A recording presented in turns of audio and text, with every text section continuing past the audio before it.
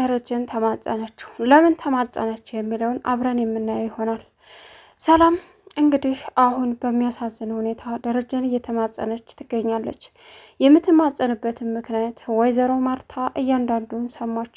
ወይዘሮ ማርታ ወደ ዱባይ በሄደችበት ለስራ ሰዓት እንግዲህ ሰላም ሆን ብላና ፈልጋ ከደረጀ ማርገዙን ስላሰበችበትም ልጅም ከሱ እንዲኖራት ስለፈለገች ደረጀ በሰከረበት አጋጣሚ ከሱ ጋር በማደርም ፈጣሪዋንም ፈጣሪ ሆይ ይቅር በለኝ፣ እኔ ለዝሙት ወይም ለሌላ ነገር አይደለም፣ ራሴን ለመተካት ልጅ ለመውለድ ነው፣ በዚህ እንደማትቀየመኝ ተስፋ አደርጋለሁ በማለትም ፈጣሪዋን ተማጸነች። እናም ከደረጀ ጋር በዛን ሰዓት በሰከረበት አደረች።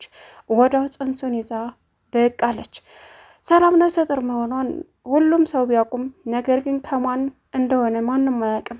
እቤት ውስጥ ረብሻና ጥርጣሬ የፈጠረባቸው ቤተሰቦቿ እንግዲህ አሁን ተደረጀ መሆኑን በጣም በሚገርም ሁኔታ ወይዘሮ ማርታ ሳታስበው ሰማች። በዚህን ሰዓት ምን አላማ አላት?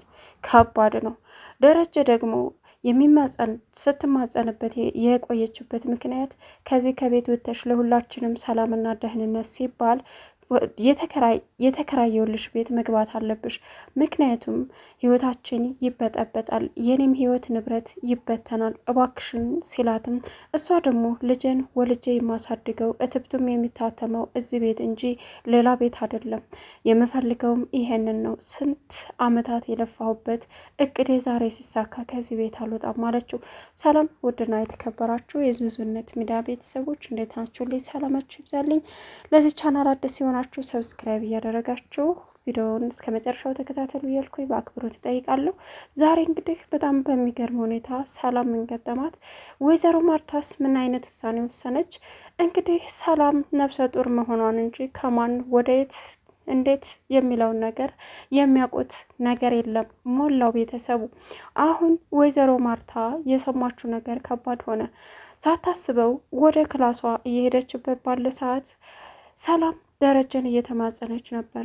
ደረጀ እኔና ማርታ ተመካከረን አንቺ ከዚህ ቤት ወጥተሽ ቤት ተከራይተንልሽ ልጅሽን እዛ ወልደሽ እንድታሳድጊ ግዳፍ ልናደርግልሽ ተስማምተናል ሲላትም ይህንን ለማድረግ ብፈልግ መጀመሪያውንም ማደርግ ነበር። እባክህን ደረጀ ከዚህ ቤት አታስወጣኝ ልለምንህ። የልጅን አባት በፍጹም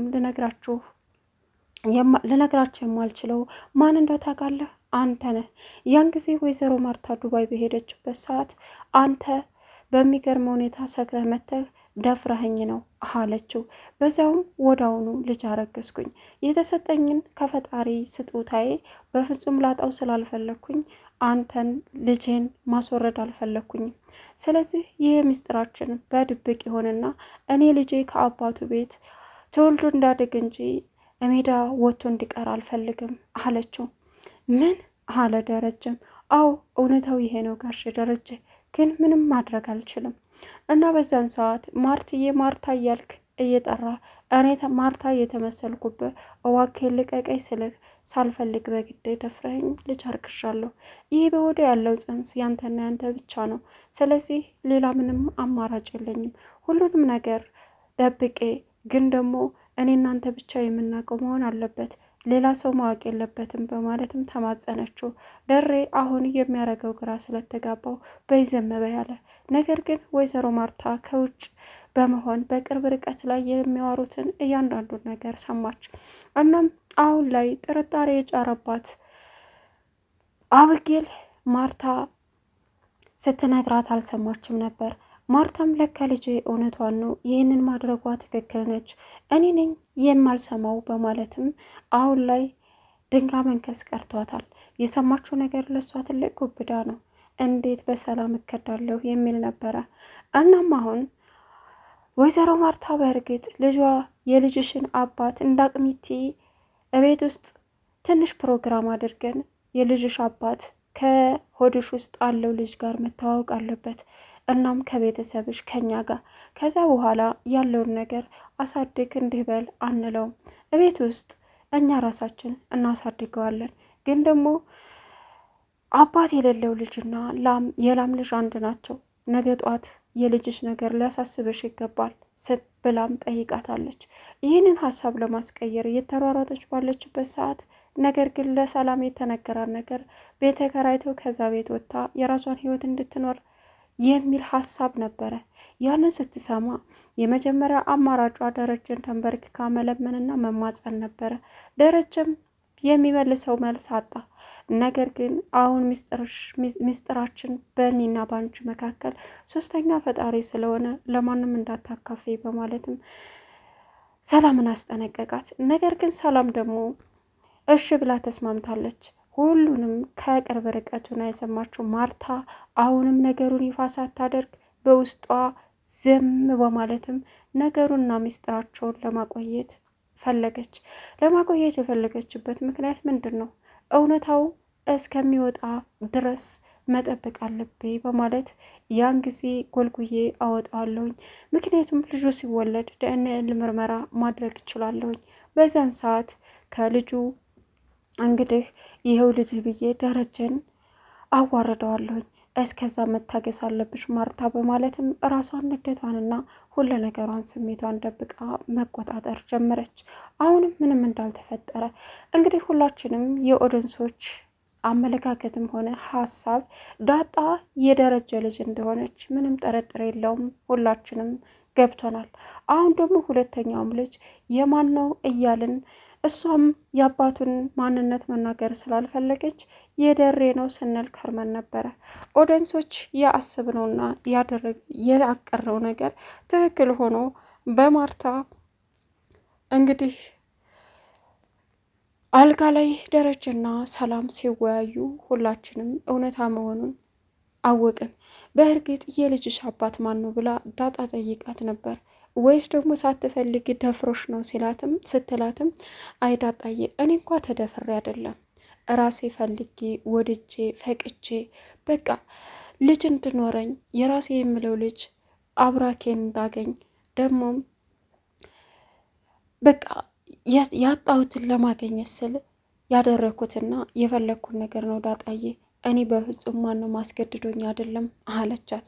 ታድሎ አፍሶሻል እኮ ያንቺ ልጅ አባት እውነት አፍሶሻል አለቻት። እንዴት ቆንጆ አስተዋይ ሁለ ነገር ነሽ አለቻት። አይደለም አለች። አዎ ሰላምዬ የእውነት በቃ ስለዚህ የልጁ አባት በፍጹም አያሳስበኝም፣ ግን ደግሞ ለዘመናት የኔ እናቱ ልጅ ሆኖ እንድቀጥል ከዚህ ቤት መውጣት ሳይሆን እዚህ ቤት ሆኜ ልጅን እንዳሳድግ ነው።